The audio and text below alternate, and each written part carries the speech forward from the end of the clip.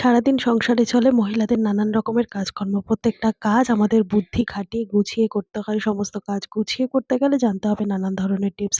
কেননা tips follow করে সারাদিনের কাজগুলোকে সুন্দর মতো গুছিয়ে করলে সময়, শ্রম দুটোই বাঁচাতে পারবো। সাথে বেঁচে যাবে মাসিক বেশ কিছুটা খরচও। আজকে সেই রকমই বেশ কিছু জানা অজানা টিপস তোমাদের সাথে শেয়ার করবো, যেগুলো দেখলে আমাদের প্রত্যেক গৃহিণীদেরই কোনো না কোনো কাজে আসবে।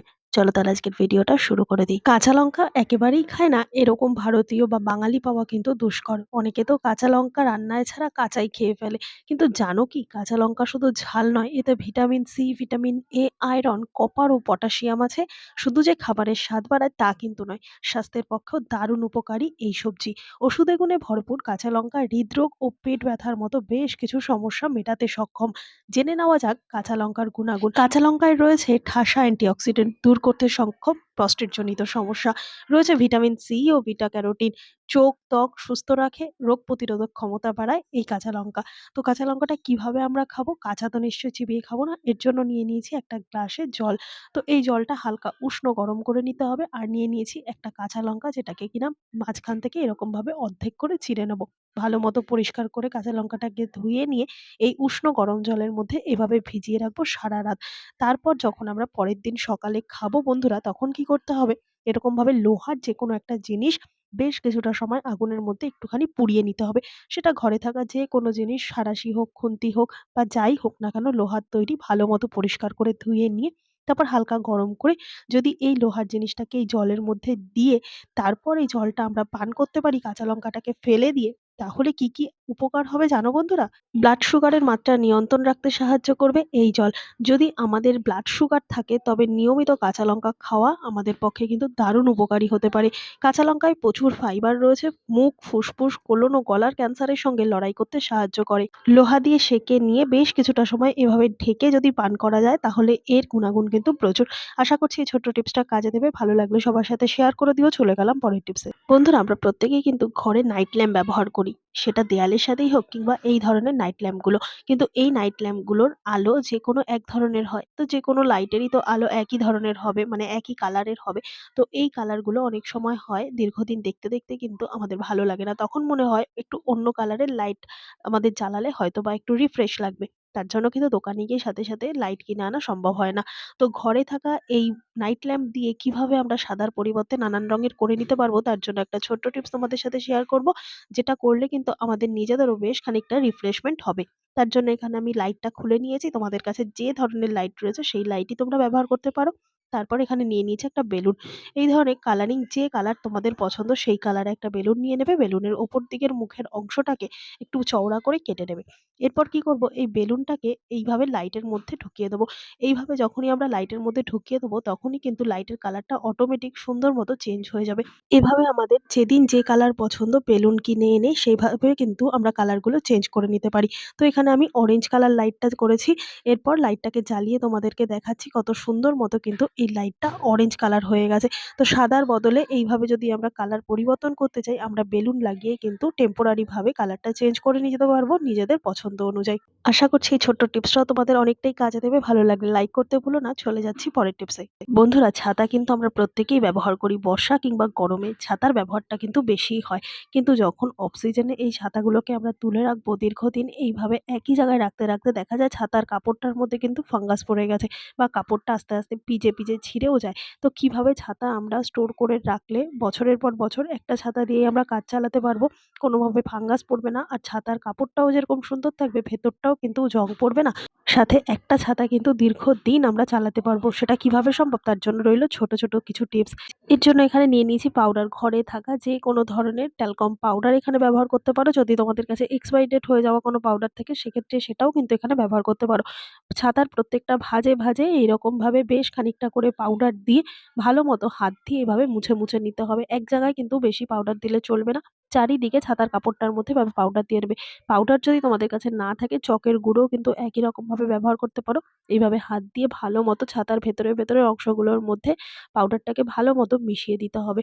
তারপর এই ভিতরের দিকের যে অংশটা রয়েছে লোহার, এই জায়গাটা যাতে জং না পড়ে বা খোলা পড়া করতে সুবিধা হয়, তার জন্য এখানে নিয়ে নিয়েছি নারকেল তেল। ঘরে থাকা যেকোনো ধরনের নারকেল তেল এই ছাতার যে উপরের দিকের অংশটা রয়েছে এটার মধ্যে ২-১ ফোঁটা দিয়ে তারপর বেশ কয়েকবার এইভাবে ছাতাটাকে যদি আমরা খোলা বন্ধ করে নিতে পারি, সেক্ষেত্রে কিন্তু জং থাকলে সেটাও যেরকম কেটে যাবে, সাথে ছাতাটা খুব সুন্দর মতো ইজিলি কিন্তু মুভমেন্ট হবে। সাথে ছাতাটা অনেকদিন পর্যন্ত ভালো থাকবে। এই দুটো টিপস ফলো করে যদি ছাতা আমরা রাখতে পারি তাহলে বছরের পর বছর একটা ছাতাই আমরা ব্যবহার করতে পারবো। কোনো রকম রিপেয়ার করারও প্রয়োজন পড়বে না।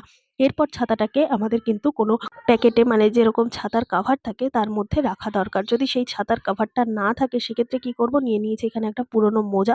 মোজা অনেক সময় হয় একটা হারিয়ে গেল বা একটা ছিঁড়ে গেল, সেক্ষেত্রে এরকম একটা মোজা কিন্তু ঘরে থাকে।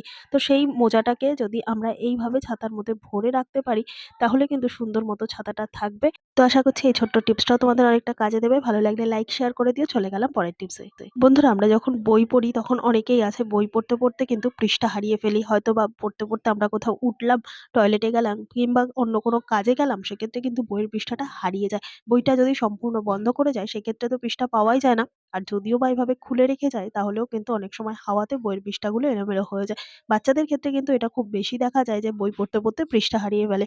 তার জন্য আমরা অনেক সময় কি করি, এই ধরনের পেনগুলো নিয়ে খাপটাকে এইরকম ভাবে, যেই পৃষ্ঠাটা আমি পড়ছিলাম সেই পৃষ্ঠার মধ্যে এইভাবে গেঁথে দিয়ে তারপর বইয়ের পৃষ্ঠাটাকে বন্ধ করি। কিন্তু এইভাবে রাখা একেবারেই উচিত না। এতে কি হয়, পুরো বইটা তো সম্পূর্ণ বন্ধ হয় না, একটু তো ফুলে থাকে। সেই জায়গা থেকে কিন্তু পৃষ্ঠাটা আস্তে আস্তে নষ্ট হয়ে যায়, ছিঁড়ে যায়। এরকম সমস্যা কিন্তু হতেই থাকে। বন্ধুরা, এই ধরনের যে ট্যাগগুলো হয় জামা কাপড়ের, তো এই ট্যাগগুলোকে কিন্তু আমরা ফেলে দিই। আজকে থেকে এই নতুন জামা কাপড়ের ট্যাগগুলো আর ফেলবো না। এগুলো দিয়েই আমরা বুকমার্ক তৈরি করে নিতে পারবো। তো দেখো এখানে আমি একটা এই ট্যাগ ছিঁড়ে নিলাম। এরপর যেই পৃষ্ঠাটা আমরা পড়বো সেই পৃষ্ঠার মধ্যে এরকম বাইরের দিকের বেশ কিছুটা অংশ এরকমভাবে বের করে দিয়ে তারপর যদি মার্ক করে রাখি তাহলে অনায়াসে কিন্তু এই পৃষ্ঠাটাকে আমরা খুঁজে পেতে পারি। কোনো রকম বইয়ের পৃষ্ঠা উঁচুও হয়ে থাকছে না, বইটা পুরো বন্ধও হচ্ছে, আর তাতে কিন্তু বইটা অনেকদিন পর্যন্ত ভালো থাকবে। আর দোকান থেকে কিন্তু কোনো রকম বুকমার্ক কেনার আর প্রয়োজন পড়বে না। আশা করছি এই ট্যাগগুলোকে এবার রেখে এই কাজে ব্যবহার করব। টিপসটা ভালো লাগলে লাইক করে দিও। চলে গেলাম পরের টিপসে। বন্ধুরা, আমাদের কাছে যে দরকারি কাগজপত্রগুলো থাকে সেই কাগজপত্রগুলো যখন আমরা কোনো কাজের জন্য বের করি বা খোলাপড়া করি তখন হয়তো দেখা গেল হাতের সামনে জল বা চা কিছু যদি থাকে সেগুলো কিন্তু পড়ে যায়। তার ফলে এই দরকারি কাগজপত্রগুলোর মধ্যে এমনভাবেই চায়ের দাগ পড়ে যায়, সেক্ষেত্রে কিন্তু মুশকিল হয়। জল পড়লে অতটা সমস্যা হয় না। আমরা যদি পাখার হাওয়ায় বা একটু রোদ্দুরে রেখে দিই সেক্ষেত্রে কিন্তু জলটা শুকিয়ে যায়, আবার পৃষ্ঠাটা অসুবিধা হয় না, দাগ পড়ে যায় না। কিন্তু যদি চা পড়ে যায় সেক্ষেত্রে কিন্তু একটা যে চায়ের ছাপ বা চায়ের যে একটা হলদে ধরনের কালার সেটা কিন্তু এমনভাবেই পৃষ্ঠার মধ্যে থাকে যে এই কাগজপত্র কিন্তু আমরা কোনো অফিসিয়াল কাজে সাবমিট করতে পারি না।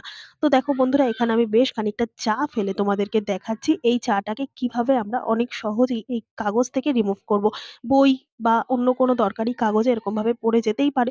তার জন্য এখানে নিয়ে নিয়েছি তুলো। মোটা করে বেশ খানিকটা তুলো নিয়ে তারপর কি করতে হবে, এই চাটাকে আস্তে আস্তে এইভাবে চেপে চেপে তুলবো।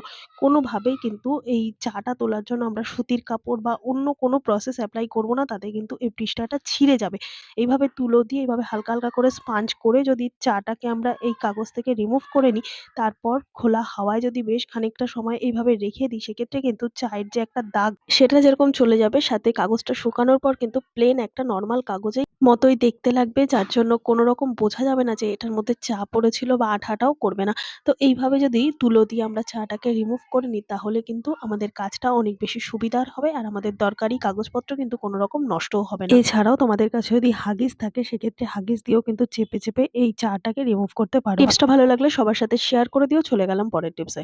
বন্ধুরা, আমরা যখন রুটি করি তখন একটা সমস্যা হয় কি, কখনো খেয়াল করে দেখেছো যখন রুটিটা বেলি তখন কিন্তু এরকমভাবে বেলুন চাকিটা প্রচুর পরিমাণে নড়াচড়া করে। কেননা নিচের দিকটা এতটাই প্লেন থাকে, আমাদের মেঝের মধ্যে বা মার্বেলের ওপর যখন আমরা এটাকে পেতে তারপর রুটি বেলতে যাই সেক্ষেত্রে কিন্তু এতটাই এটা মুভমেন্ট করে যে আমাদের কিন্তু রুটিটা বেলতে গেলে এতটা অসুবিধা হয়, ঠিকঠাক মতো রুটি গোল হয় না।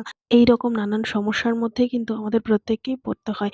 আবার কখনো কখনো কেউ এই একটা কাগজ পেতে নিয়ে তার উপর এই বেলুন চাকিটাকে রেখে রুটি বেলে। সেক্ষেত্রে অনেকেই আছে এই আটার গুঁড়োগুলো যখন আমরা বেলবো তখন এই আটার গুঁড়োগুলো যদি খবরের কাগজে পড়ে সেক্ষেত্রে কিন্তু অনেকেই ব্যবহার করতে চায় না। তার জন্য এখানে নিয়ে নিয়েছি জলের বোতলের ঢাকনা। তো ৩ টে একই রকম মাপের জলের বোতলের ঢাকনা নিয়েছি আর নিয়ে নেবো ডবল টেপ গাম। প্রত্যেকটা বোতলের ঢাকনার উপর এইভাবে ডবল টেপ গাম ছোট ছোট টুকরো করে কেটে আটকে দেবো।